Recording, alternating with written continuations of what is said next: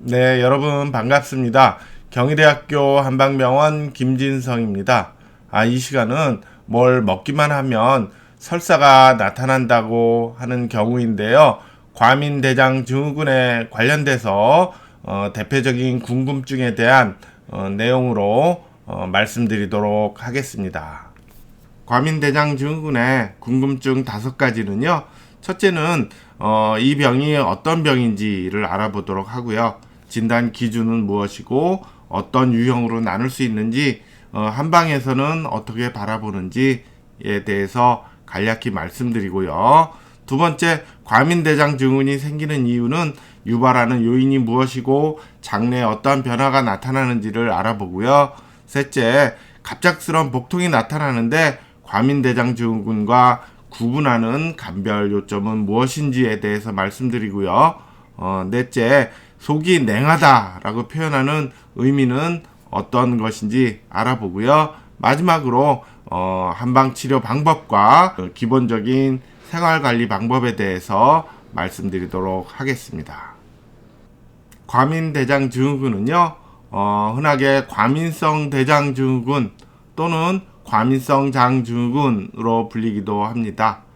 이 병은요, 진단하기 위한 기준이 국제적인 합의로 마련되어 있는데요. 적어도 6개월 전부터 반복적으로 발생하는 복통이나 복부 불편감이 있는 경우예요. 병이 만성적인 경과를 보이고 있는데 좋았다 나빴다를 반복적으로 나타날 수 있고요. 또 복통은 급격한 경우부터 가벼운 경우까지 다양하게 나타날 수 있으며 복부 불편감의 경우도 배가 빵빵해요, 가스가 차요, 무지룩해요, 변을 보고 나도 시원치 않아요 등 여러가지 유형으로 호소할 수 있습니다. 또 배변 횟수 및 대변 형태의 변화가 나타나는 경우이다 라고 기준을 마련하고 있는데요. 이때 배변 횟수는 정상적인 하루 3번 이상으로 뭘 먹기만 하면 자주 나타나는 경우서부터 또 대변 형태의 변화도 흔하게 나타나는 설사뿐만이 아니고 또 변비가 올 수도 있고 또 이러한 설사와 변비가 교대로 나타나는 경우 등 다양한 양상으로 나타날 수 있습니다. 이러한 증상을 설명할 수 있는 기질적인 질환이 없다. 구분해야 할 병 중에서 내시경상 형태적인 이상이 있거나 또 장내 특이 반응 또 설사나 복통, 변비를 일으킬 수 있는 다른 병들을 잘 구분해서 형태적인 이상이 없다라는 것을 확인해야 되는데 이러한 진단 기준이 모두 충족될 경우에 과민대장 증후군이다라고 진단을 내리게 됩니다.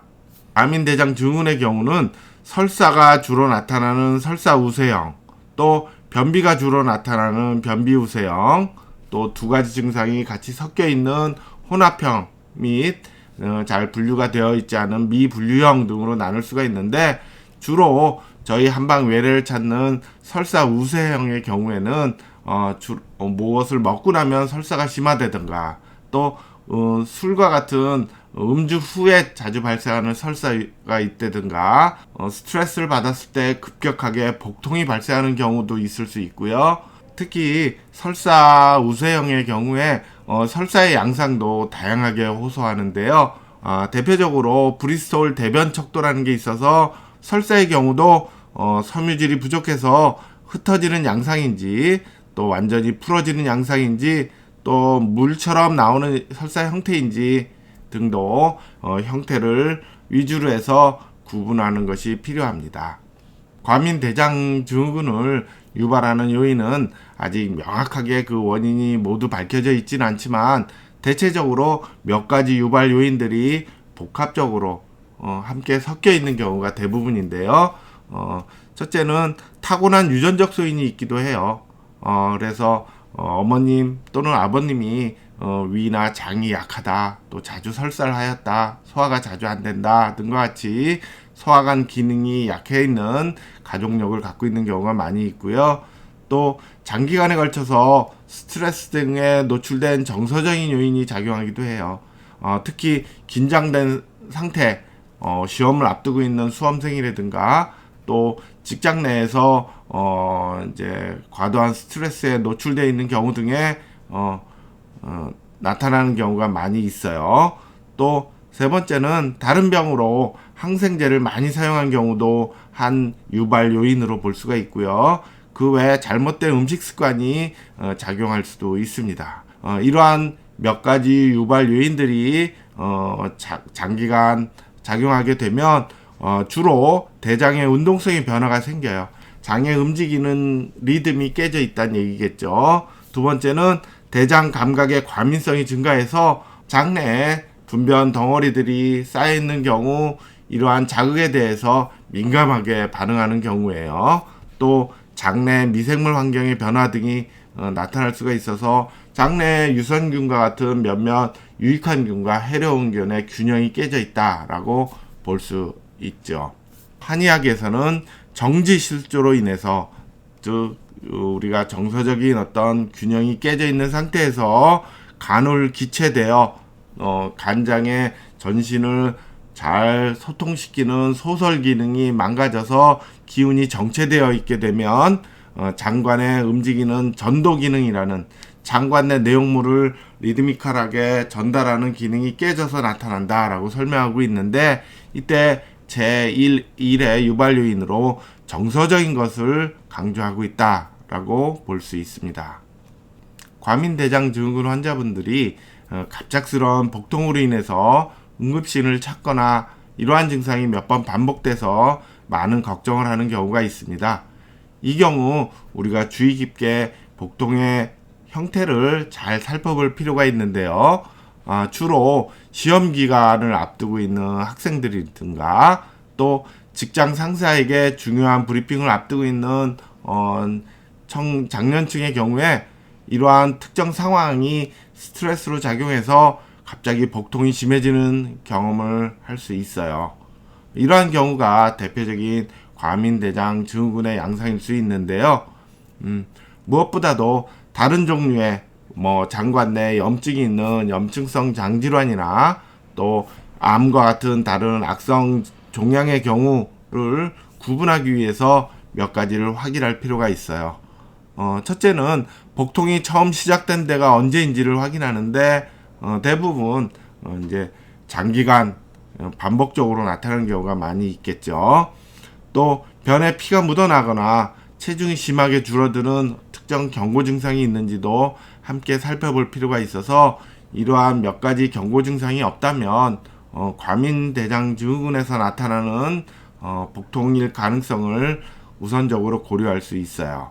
여기서 한 가지 주의할 것은 가끔 변에 피가 묻어났다라는 부분에 대해서 어느 날 양변기를 살펴보았더니 빨갛게 물이 다 변에 있더라라고 걱정하는 경우가 있는데, 이러한 경우는 대부분 치열이나 치핵과 같이 항문 주변에서 발생한 출혈의 경우일 가능성이 높고요. 이때 변에 피가 묻어났다는 의미는 대변 중에 주로 붉은색의 혈액이 묻어 있는 경우다라고 볼 수가 있습니다.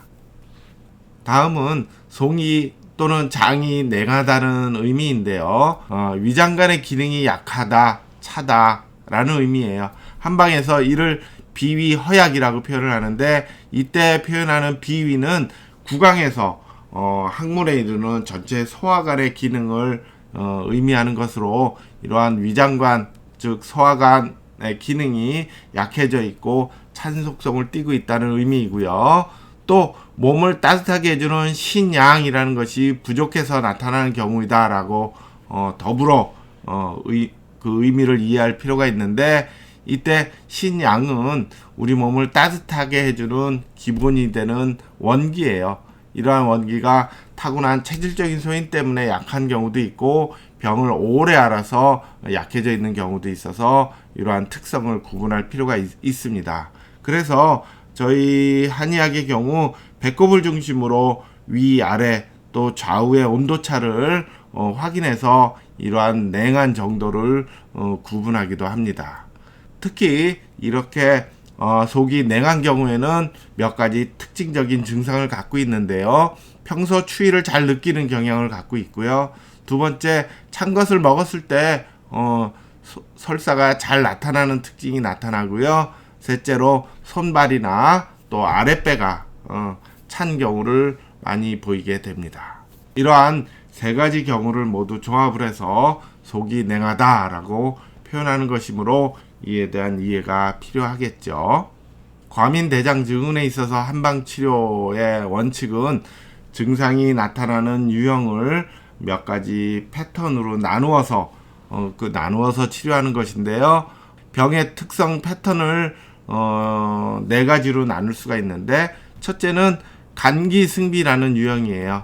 이 경우는 복통이나 설사 같은 것이 과도한 스트레스와 같은 정사적인 긴장에 의해서 심해진 경우에 특성을 보이게 돼서, 이 경우 그러한 정서적인 자극을 으로 인해서 몸에 깨져 있는 리듬을 회복해주는 약재를 위주로 사용하게 되겠고요. 두 번째, 기체 습절한 유형인데, 이 경우는 위에 있는 감기승비뿐만이 아니고 더불어서 습이라는 어떤 사기가 정체되어 있는 경우로서 설사뿐만이 아니고 몸이 무겁거나 이제 더부룩한 소화불량의 증상이 자주 겸해서 나타날 수 있고요. 셋째, 비위 허약의 경우는 위장관의 기능이 약해져 있는 경우예요. 전신적인 체력의 저하도 같이 나타나고, 또 이제 앞서 말씀드린 속이 냉한 특성이 더불어서 나타날 수 있고요. 또 마지막으로 비위 습열의 유형은 체격이 좋은데 증상이 급격하게 나타나면서 열의 반응이 비교적 강하게 나타나는, 항문이 화끈거리거나 또 자주 변비가 같이 겸해서 나타나는 이러한 특성을 보인다라고 말씀드릴 수 있습니다. 그러므로 어떤 유형에 속하는지를 잘 구분해서 치료하는 게 한방치료의 특징이다라고 볼 수 있다는 얘기겠죠. 이와 관련해서 최근에 발표된 과민대장증후군 한의 표준 임상진료 지침에서는 설사 우세형 과민대장증후군에서는 한약을 이러한 유형으로 나누어서 4주간 사용하는 것을 기본으로 하고요. 변비 우세형의 경우는 보다 길게 치료를 해야 되는데 6주에서 8주간 사용하는 것을 고려해야 한다고 권고하고 있습니다. 마지막으로 과민대장증후군에 있어서 기본적인 생활관리 원칙은요, 첫째는 저 포드맵 시기를 즐기는 것입니다. 포드맵 시기라는 것은 인터넷에서 쉽게 찾아보실 수 있는데요, 아주 복잡하게 돼 있어서 일일이 구분해서 지키기가 쉽지 않은 게 사실인데요.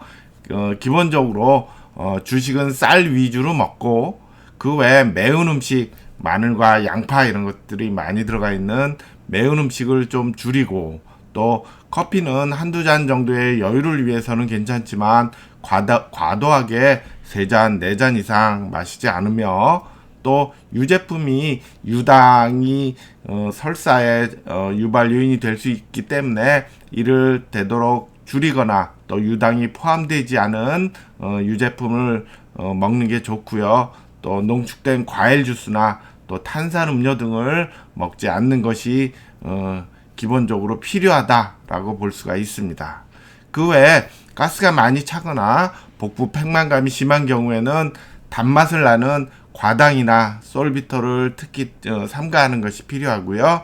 또 변비가 심한 경우에는 섬유소의 섭취와 수분 섭취 이런 것이 적절히 이루어져야 하는데, 이때 함수성이라고 해서 물을 보다 많이 머금을 수 있는 식이섬유로 다시마, 미역, 김과 같은 해조류가 유리하다라고 볼 수가 있고요.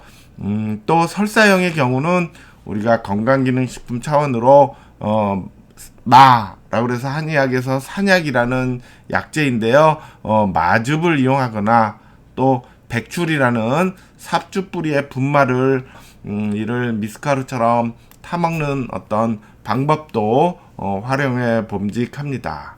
이것으로 과민대장증후군과 관련된 몇 가지 대표적인 궁금증에 대해서 알아보았습니다. 감사합니다.